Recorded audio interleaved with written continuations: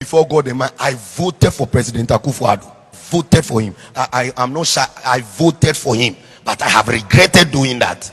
Because if you ask my mother, I fought them at home because he's a strong NDC, and I was tired of the corruption of President Mahama, because I saw some with my own eye in Dubai, and I came back very angry from a meeting, and I didn't want to hear anything NDC. I fought them at home.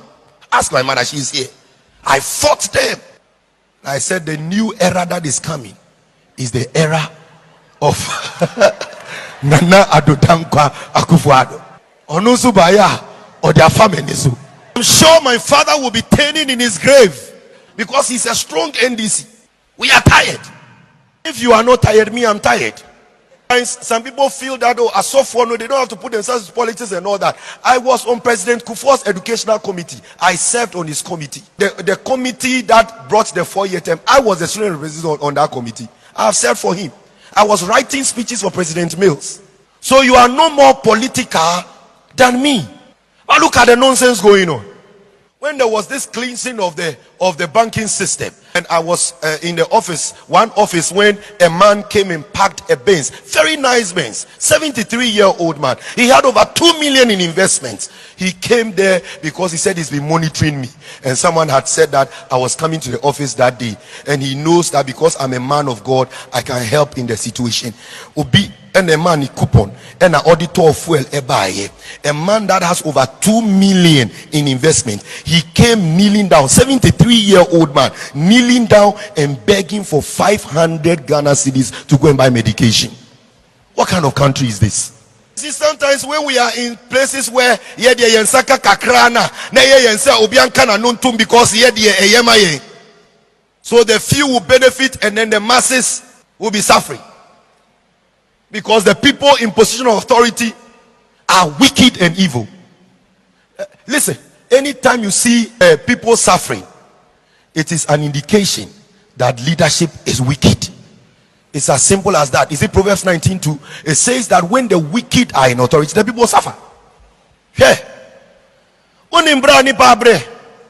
going through this country teaching people about investments, setting up investment clubs. For the past 20 years, investment. IPACI, will organize people into 20 groups of 20. Now we go and invest. They go and put the money in bonds. Then somebody comes to tell you that he's going to use it for debt restructuring. And then you are happy because you are MPP. Yeah, you know you're MPP, but it is nonsense. Did you hear what the German ambassador said yesterday?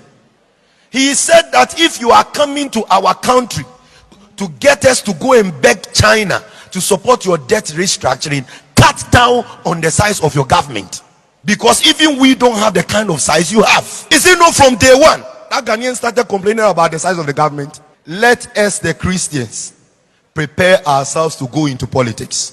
Don't go into it because you want to amass wealth.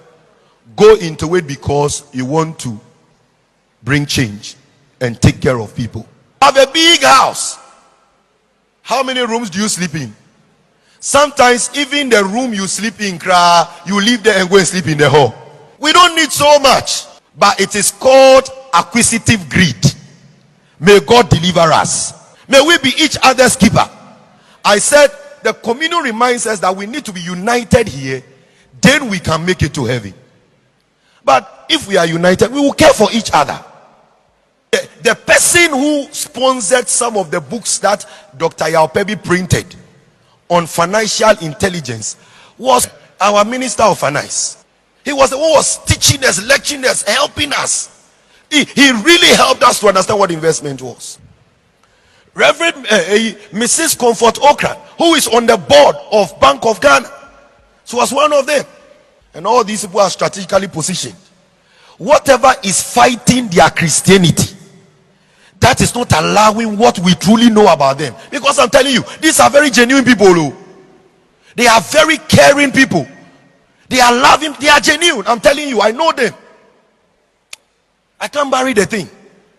It means that there is something there that must be broken. All supposed to be involved.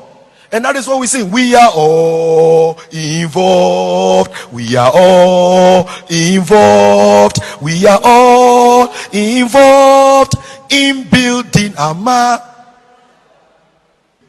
They are talking about a man, a Nigerian, who left over 75 billion in the coffers as a governor.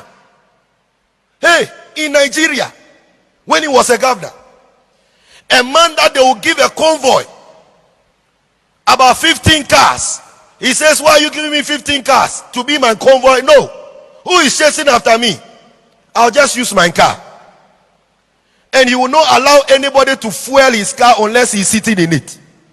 They said we're going to use about 280 million to finish his official residence. They said, why? Why are you going to use that? When people are suffering, how can you use that? They were going to buy expensive bed. He said, why?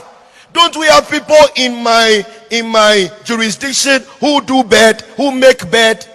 So he went to one of them and said, come and make beds for all the rooms over here. And that when he sleeps on that one, it is also a bed. This is an African politician, a Christian.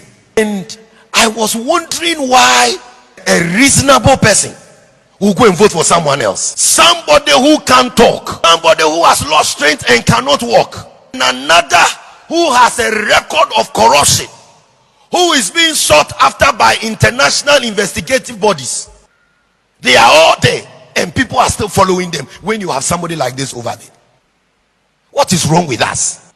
It's because we have taken the church out of the whole thing. But I'm reminding you, the government is supposed to be on the shoulders, which is the church. And Nigerian youth are wild, and they tell him, Peter Obi, we are putting you there, and if you go there and you do nonsense, you will hear from us.